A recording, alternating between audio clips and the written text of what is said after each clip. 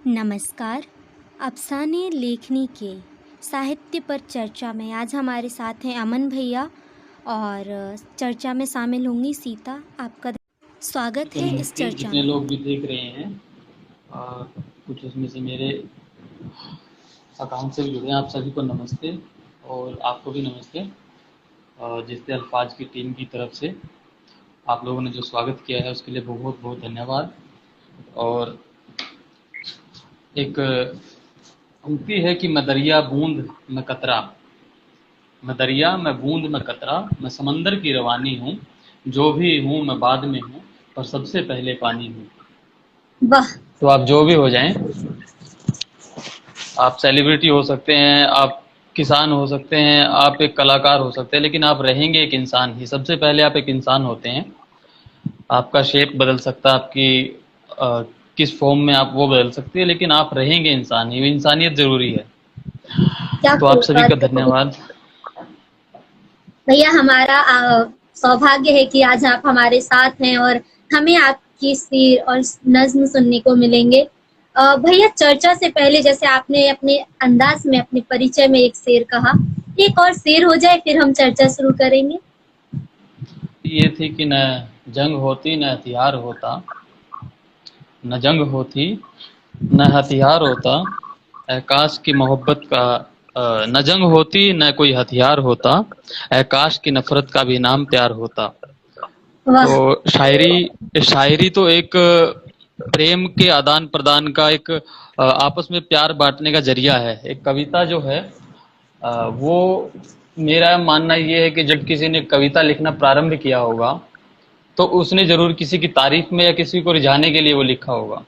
यह मेरा आपसे इस चर्चा में सबसे पहला सवाल है, आपने कब और कैसे लिखना प्रारंभ किया और आपको लिखने की प्रेरणा कहाँ से ली? मेरा मान लीजिए या फिर किसी भी कवि का प्रारंभ जो होता है वो किसी न किसी मानसिक स्थिति की वजह से ही होता है। अब क्योंकि मैं साहित्य का विद्यार्थी रहा हूँ, कॉलेज में मैंने ग्रेजुएशन जो की है वो हिंदी साहित्य से की है, तो एक तो वातावरण मिला साहित्य का, इस वजह से भी थोड़ा सा लिखने की तरफ रुझान हुआ। और साथ में ये है कि ऐसे मौके मिले हैं जब किसी ने आपको दुखी किया हो तो आप फिर उस समय पे शेर लिखते हैं। अब ऐसा भी जरूरी नहीं है कि जैसा बोला जाता है कि कोई आदमी दुखी होता तभी शेर लिखता है। किसी को ये बताने के लिए कि हाँ, शब्दों से भी वार किया जा सकता है, उसके लिए भी शेर लिखा जा सकता है। जैसे मैंने एक शेर लिखा था जो मुझे काफी पसंद है, वो ये था कि बांधे हुए मंसूबे जितने सब खाक हैं, कर लो और खता अभी कुछ और माफ है। वाह बांधे भैया। हुए मंसूबे जितने सब खाक हैं, कर लो और खता अभी कुछ और माफ हैं, और तुम कहाँ कहाँ हम, कैसी बराबरी, तेरी नीयत से ज्यादा तो मेरे जूते साफ हैं। वाह, क्या बात कही तो भैया आप। ये एक शायरी लिखी थी। किसके लिए लिखी थी? एक दोस्त के लिए लिखी थी, जिसने कहीं ना कहीं मानसिक आघात पहुंचाया था। तो ऐसे भी कविता का आरंभ होता है कहीं ना कहीं। देखो, जब हम साहित्य में जाते हैं, रचना कोई होती है तो उसमें देखा जाता है तो सबसे पहले मनोभाव होते हैं, मनोभाव के बाद में आदमी के अंदर विचार आते हैं, विचार के बाद में रस उत्पन्न होता है, और उस रस के बाद ही कविता या फिर एक शायरी काव्य जो है वो लिख पाते हैं हम, लिखा जाता है। मेरा लिखने का प्रारंभ मेरा करीब 3 साल से 4 साल से मैं लिख रहा हूँ, जिस समय मैं कॉलेज में एडमिशन लिया। एक साहित्यिक रुचि आप कह सकते हैं, दूसरा एक वातावरण ऐसा मिला कि कॉलेज में जिस एरिया से मैं आता हूँ हरियाणा में, वहाँ पे आप घर के सामने, घर वालों के सामने, अपने परिजनों के सामने आप वहाँ पे इस प्रकार की बात भी नहीं कर सकते हैं।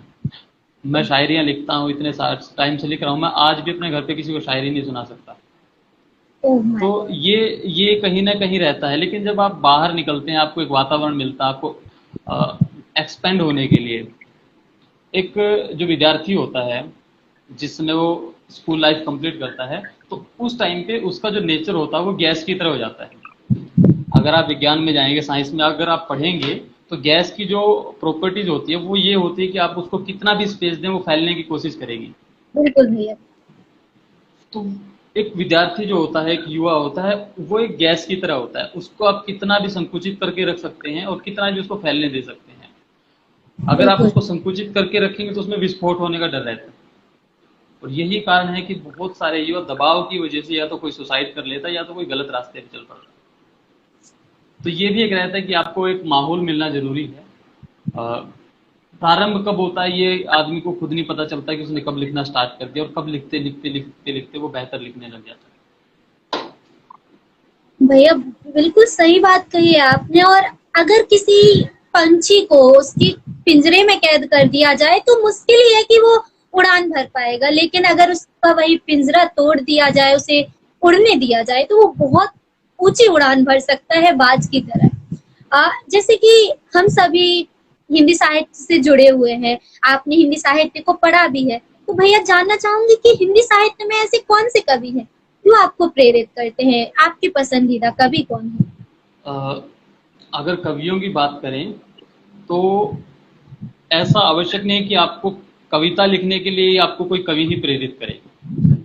उदाहरण के लिए यदि आप मुंशी प्रेमचंद को पढ़ेंगे, मुंशी प्रेमचंद कोई कवि नहीं थे, मुंशी प्रेमचंद एक कहानीकार उपन्यासकार हुए हैं, लेकिन आप मुंशी प्रेमचंद की जब कहानियां रचनाएं पढ़ेंगे वो भी आपको इतना प्रेरित करती हैं। कविता लिखने के लिए जो सबसे प्रमुख चीज होती है वो आपके अंदर मनोभावों का उत्पन्न होना है। उसके बाद आपके अंदर रस उत्पन्न होते हैं, रस के बाद में आपके मन में विचार आते हैं, वो सबसे आवश्यक है।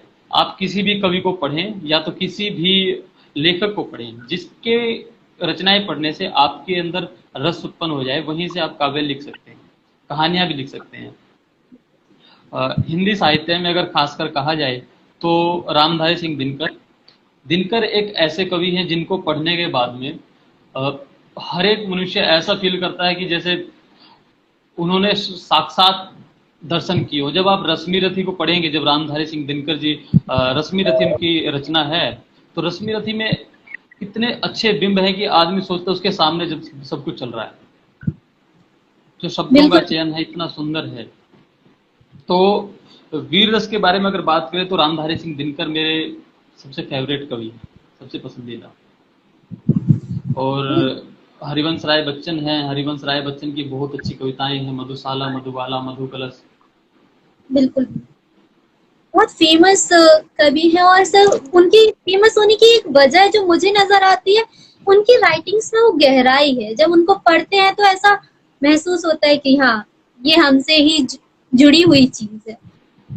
पहले तारीफ करते थे आंखों की, पहले तारीफ करते थे आंखों की, अब नजरें फेर लेते हैं आप, सब नहीं कर पाते ऐसा, कैसे कर लेते हैं आप। कि पहले तारीफ करते थे आंखों की, अब नजरें फेर लेते हैं आप, सब नहीं कर पाते ऐसा, कैसे कर लेते हैं आप। और यूं दिल लगाना किसी से छोड़ देना बेवजह, काम बहुत मुश्किल है मगर आसानी से कर लेते हैं आप। क्या कहने भैया, काम बड़ा मुश्किल है, आसानी से कर लेते हैं आप। तालियां बजा दो आज फिर मुशायरे, तालियां बजा दो आज फिर मुशायरे में, कि एक उम्दा कवि का आगाज हुआ है हमारे साथ। आगे चर्चा को बढ़ाते हुए भैया, वर्तमान समय में आप क्या पढ़ रहे हो, मतलब कौन सी किताबें पढ़ रहे हो अभी? अभी पढ़ने के मामले में अगर बोला जाए तो अभी मैं सिर्फ लॉ पढ़ रहा हूँ, भारत का संविधान, आईपीसी, सीआरपीसी, उसके अलावा मुझे कुछ नहीं दिखाई देता। मेरा भी एंट्रेंस एग्जाम है, लेकिन साथ साथ ये होता है कि सुनना पढ़ना हो जाता है। जैसे कल ही मैंने पढ़ा है, साहिर लुधियानवी जी हैं, उनकी एक कविता बहुत अच्छी रचना उन्होंने लिखी है, वो मैं कल पढ़ रहा था, वो बहुत अच्छी लगी मुझे। और साथ में ही बशीर बद्र हैं, बशीर बद्र का मैंने कुछ शेर पढ़े थे। किताबों के मामले में अगर देखा जाए तो मेरा हाथ थोड़ा तंग है, मुझे किताबें खरीदना बिल्कुल भी पसंद नहीं है। मैं दोस्तों से किताबें छीन लेता हूँ अक्सर, किताब या तो फिर ऑनलाइन पीडीएफ हैं, मैं पीडीएफ पढ़ना ज़्यादा प्रेफर करता हूँ, क्योंकि किताब पढ़ने में 1 या 2 दिन लगता है। एक किताब को आप खरीदते हैं, उसको 1-2 दिन में पढ़ लेते हैं, फिर उसका कोई मायने नहीं बच जाते हैं। बिल्कुल। कि अगर तलाश करूँ कोई मिल ही जाएगा, मगर तुम्हारी तरह मुझे कौन चाहेगा, तुम्हें जरूर कोई चाहतों से देखेगा, मगर वो आंखें हमारी कहाँ से लाएगा। मैं अपनी राह में दीवार बन के बैठा हूँ, अगर वो आया तो किस रास्ते से आएगा। तुम्हारे साथ ये मौसम फरिश्तों जैसा है, तुम्हारे बाद ये मौसम बहुत सताएगा। भैया, ऐसी कोई पुस्तक जो आपने पढ़ी हो अपने ग्रेजुएशन में या फिर अपनी लाइफ में, जो आपको बहुत अच्छी लगती हो? मैंने जब लिखना प्रारंभ किया तब मैं हिंदी साहित्य पढ़ता था। उसमें एक कवि हैं जिनका नाम है घनानंद, और जब आप घनानंद को पढ़ोगे तो घनानंद को प्रेम का पीर कहा जाता है। जो जो दर्द घनानंद की कविताओं में है, लेखनी में है, वो मैंने आज तक किसी कवि में नहीं देखा। हिंदी साहित्य में घनानंद को प्रेम का पीर इसीलिए कहा जाता है क्योंकि उनकी जो कविताएं हैं वो एक अलग दर्जे की हैं। अगर किताबों के मामले में कहा जाए तो हिंदी साहित्य में रश्मि रथी एक पूरी किताब है। अगर आपने पढ़ा हो या आपको जानकारी हो तो रश्मि रथी को, अगर आप अकेली रचना रश्मि रथी को भी संकलित करने में लगेंगे तो उसके अंदर कई दशक हो जाएंगे। पेजों के पन्ने जो हैं 100 से ज्यादा पन्ने लगभग हो जाएंगे, इतनी लंबी रचना रश्मि रथी है। जैसे कि कुछ ऐसे व्यक्ति होते हैं जो मुझसे पूछते हैं या फिर आपसे भी पूछते होंगे कि हम इनिशियल स्टेज में हैं, हम पढ़ना चाहते हैं तो हम क्या पढ़ें, कौन सी बुक से स्टार्ट?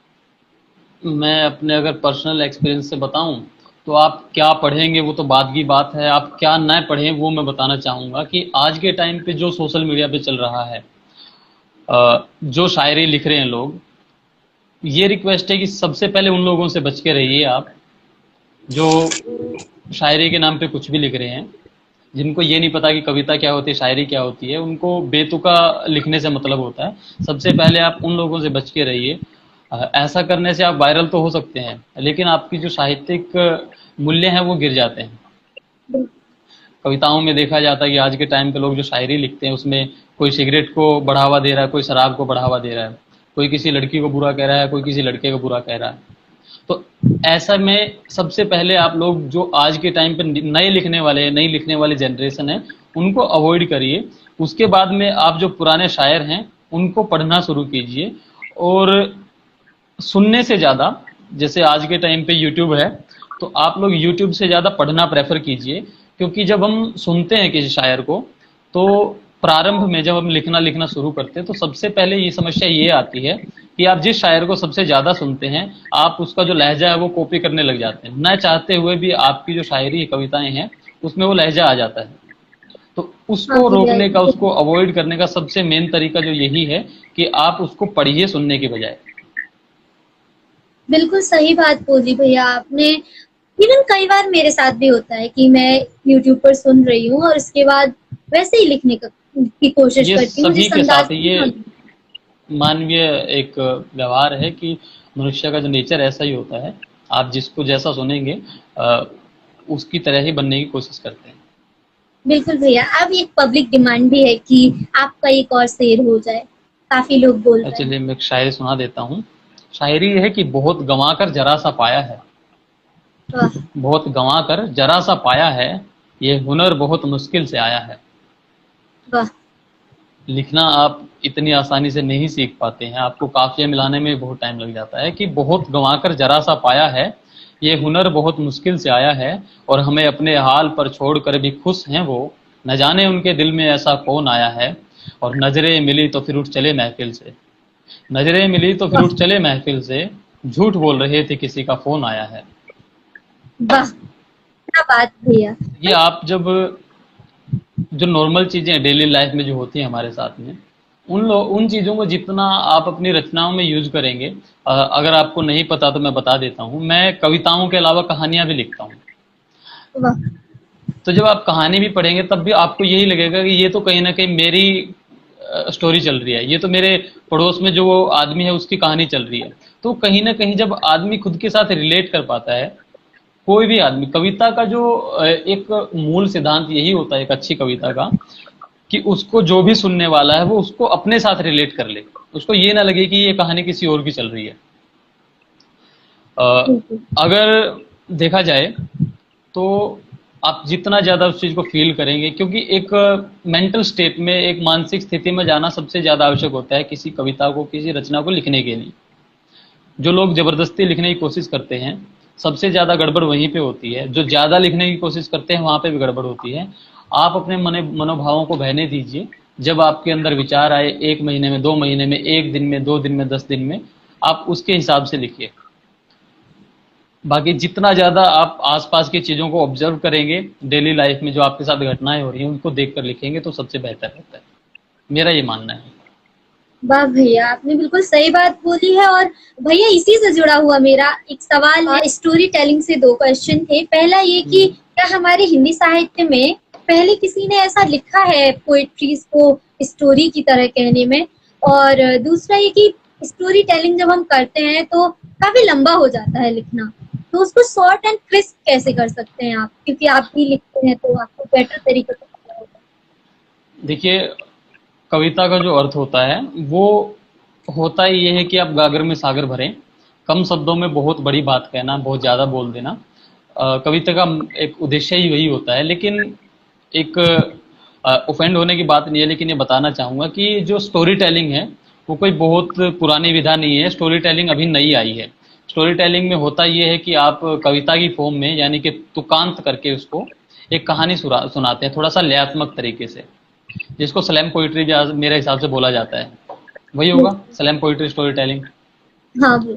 तो उसमें ये होता है कि जो नया नया लिखना स्टार्ट करते हैं लोग, वो अगर खुद के अंदर कलात्मकता नहीं ला पाते, ये सबसे ज्यादा उन लोगों के साथ में होता है जो मान लो साइंस का स्टूडेंट है और वो कविता लिखने में इंटरेस्टेड, वो पोइट्री लिखना चाहता है, तो उसके साथ में सबसे बड़ी समस्या आती है, क्योंकि उसको व्याकरण के नियम, तुक क्या होता है, छंद क्या होते हैं, मात्राएं कैसे लगती हैं, अलंकार कौन से होते हैं, कैसे लगते हैं, उन सब की ज्यादा जानकारी, नॉलेज नहीं होती।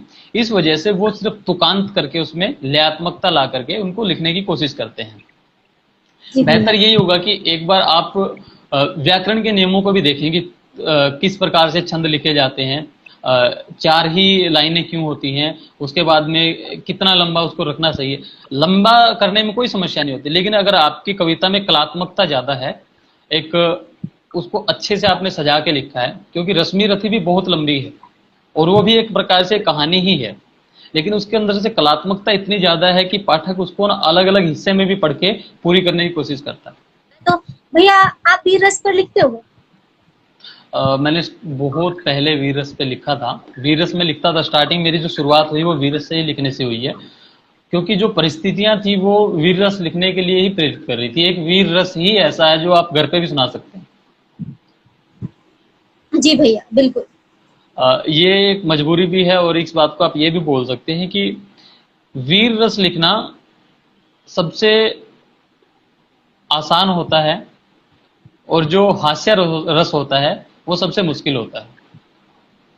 आप वीर रस पढ़ें, आप प्रेम की पंक्तियां पढ़ें, श्रृंगार वीर करुण शांत रौद्र भयानक विभत्स्य भक्ति, आप कोई भी रस पढ़ें, सिर्फ एक हास्य रस ऐसा होता है जहां पे आपकी जो ऑडियंस है वो निर्धारित करती है कि आपने अच्छा लिखा है या बुरा लिखा है।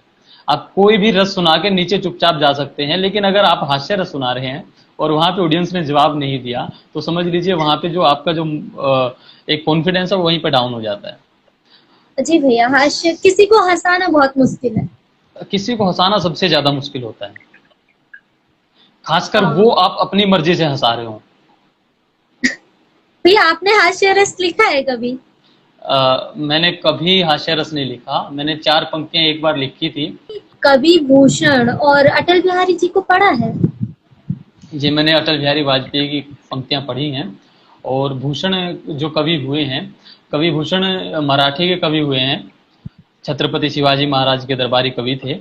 उनकी पंक्तियां जो हैं, वाड़ व सुअंब पर रावण सुदंभ पर रघुकुल राज, ऐसा करके उनकी जो पंक्तियां वो सबसे बेहतर लगती हैं और वही सबसे ज्यादा प्रसिद्ध हैं। मराठी में इसलिए मुझे याद नहीं है, लेकिन अटल बिहारी वाजपेयी जी हैं, उनकी पंक्तियां मुझे बहुत अच्छे से याद भी हैं और उनकी बहुत सारी कविताएं, रचनाएं मैंने पढ़ी भी हैं। बिल्कुल भैया, अटल बिहारी वाजपेयी जी प्रेरणा स्रोत हैं हमारे लिए।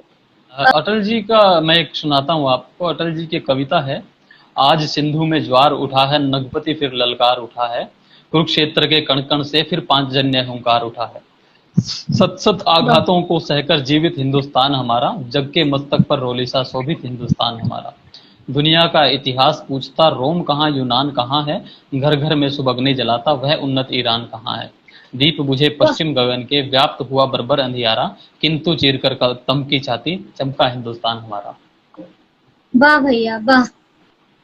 राम से बढ़कर हमारे लिए मोटिवेशन कुछ नहीं हो सकती, और इसीलिए मैंने सोचा था कि अगर मैं कुछ मोटिवेटिव लिखूंगा, मोटिवेटिंग लिखूंगा तो राम के ऊपर ही होगा। ये था कि उठा को दंड दंड दो है धरती धारी राम तुम। ऐसा नहीं है कि मैं शायरी ही लिखता हूँ, मैं हिंदी की कविताएं जो जटिल हिंदी है उसमें भी लिखता हूँ कि उठा को दंड दंड दो है धरती धारी राम तुम, करो कृपा है नृप श्रेष्ठ हो कल्याण राम तुम, मम विनय है देव तुमसे हो प्रकटे आज तुम, हे नाथ कष्ट पाप नाश करो तमाम राम तुम।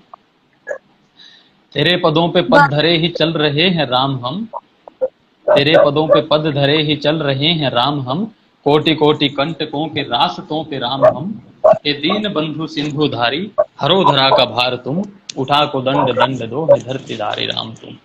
ले विजय की आस आज कर रहे प्रयास आज, सत्य हो विजय सदा फिर से कह दो राम आज, है प्रकाश आश तुमसे सूर्य वंश भान तुम, उठा को दंड दंड दो है धरती धारी राम तुम। और ये अगला जो स्टेंजा है, आगे की जो 4 पंक्तियां हैं, इसमें 4 पंक्तियों में भगवान राम के 10 नाम आएंगे। हे सत्य वाच्य सौम्य दिव्य तेज रूप राम तुम, हे सत्य वाच्य सौम्य दिव्य तेज रूप राम तुम, हे वर्तधारी कौशले दशाननस्य काल तुम, हे महाभुजाए राघवाए जानकी के प्राण तुम, उठा को दंड दंड दो है धरती धारी राम तुम। देखिए, अगर आप विदेशी भाषाओं का प्रयोग साहित्य में हो रहा है, कविता में हो रहा है, तो उसमें कोई बुराई नहीं है। एक जो नवीनता होती है, जो फेरबदल होता है, या आप बदलाव कह लीजिए, बदलाव की जरूरत हर चीज में होती है, आप बदलाव ला सकते हैं। लेकिन अगर आप बोलें कि आप उसको शायरी ही कहना चाहते हैं, आप उसको छंद कहना चाहते हैं, दोहा कहना चाहते हैं, और आप कहें कि मैं तो दोहा लिखूंगा जिसमें 24-24 मात्राएं होंगी, 12-12 की जगह 11-13 की जगह 24-24 मात्राएं होंगी, तो वो दोहा नहीं बनेगा। वो आपका अलग से हो सकता है। आप लिखिए किसी भी भाषा में, आप 3 भाषाओं को मिलाकर लिखें, 4 भाषाओं को मिलाकर लिखें, लेकिन उसको लिखने के बाद में आप वो नाम न दें जो उसका साहित्यिक नाम होना चाहिए। नई नई चीजों का आविष्कार होना बहुत आवश्यक है। एक जो आप स्लैम पोइट्री जिसको बोलते हैं, अगर आप पीछे जाके देखेंगे तो 5-7 साल पहले तक, जब तक ओपन माइक नहीं चले थे, तो स्लैम पोइट्री नाम की कोई चीज ही नहीं थी। जी भैया। और स्टोरी टेलिंग भी ऐसा कुछ नहीं होता था। तो ये चीजें नई आई हैं, और अगर देखा जाए तो कुछ लेखक ऐसे हैं जिन्होंने वाकई में बहुत अच्छी तरह से इनको लिखा है। तो कोई भी चीज आती है तो एकदम से परफेक्ट नहीं होती, धीरे धीरे उसका जो स्वरूप है वो निखरता रहता है। तो उम्मीद है आने वाले टाइम में ये चीजें भी ना बहुत अच्छे से निखर के आएंगी, और एक नई विधा, साहित्य की एक नई विधा हमारे सामने आएगी इससे। बिल्कुल भैया, आशा करती हूँ कि निशित को अपना सवाल का जवाब मिल गया होगा।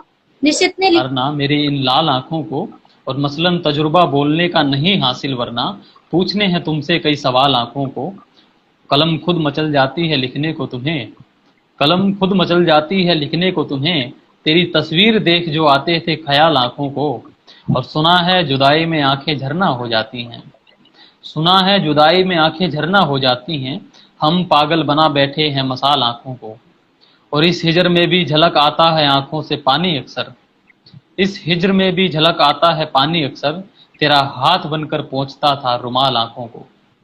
और वो खूबसूरत है, वो खूबसूरत है भला इसमें उसकी क्या खता, वो खूबसूरत है भला इसमें उसकी क्या खता, हम कोसते हैं आज भी बहरहाल आंखों को।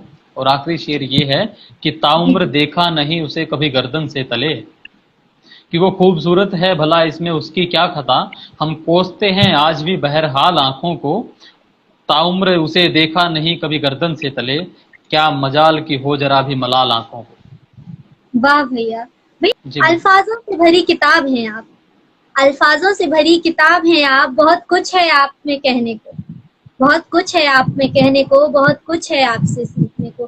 बाकी भैया बहुत कुछ है आपसे सीखने को, और ये पंक्तियां भी सोनम के द्वारा ही लिखी गई हैं, और आशा करती हूँ कि आपको सुंदर, बहुत सुंदर लिखा है सोनम जी। ऐसे ही लिखते रहिए, और आप सभी को भी शुभकामनाएं हैं। आप सब लिखते रहिए, जितना ज्यादा लिखेंगे उतना ज्यादा आप लोगों में निखार आएगा, और उसके हिसाब से ही आप लोग फिर आगे ग्रो करते रहेंगे। सार्थक जी नमस्ते। होता है कि जब बच्चा ना बाहर आता और पढ़ता है, वही मैं बोल रहा था कि जब उसको इन्वायरमेंट मिलता है ना, तब वो इतना ओपन हो पाता है। घर पे बैठा हुआ जब बच्चा है, गांव में जो रहता है, वो इतना कॉन्फिडेंटली लाइव आकर के या फिर किसी गैदरिंग में ऐसा नहीं बोल पाता है। सबसे बड़ी समस्या यही होती है, हेजिटेशन। हमारे साथ में यही होता था, लेकिन जब यहाँ पे आते हैं, प्लेटफॉर्म मिलता है, तो सीखने को मिलता है, कहीं ना कहीं कॉन्फिडेंस जो होता है वो डेवलप होता है, और यही चीज देखने को मिल रही है।